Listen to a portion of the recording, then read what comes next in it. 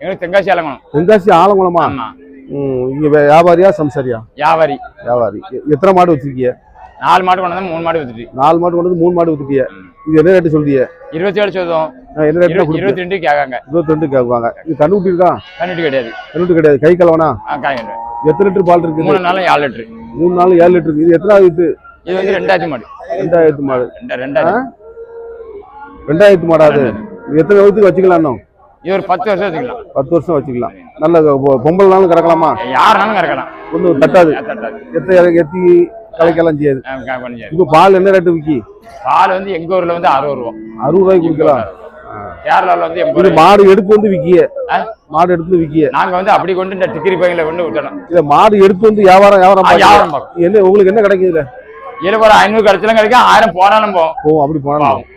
இன்னைக்கு மார்க்கெட் எப்படி இருக்கு? இன்னைக்கு மார்க்கெட் கொஞ்சம் கம்மி. மாடு நல்ல மாடு நிறைய வந்திருக்கு. இன்னும் காய்ச்சி பிறந்தாச்சுமே மார்க்கெட் கம்மியா இருக்கும். நான் மாடு நிறைய வந்திருக்கு, ஆனா ரேட் இல்ல. ரேட் கிடையாது. மாடு நிறைய வந்திருக்கு. வியாபாரிக்கு பூரா அடி. உங்க போன் நம்பர் சொல்லுங்கண்ணே. 99 99 52 52 75 57 57 57 01 01 1. சரி. சரி.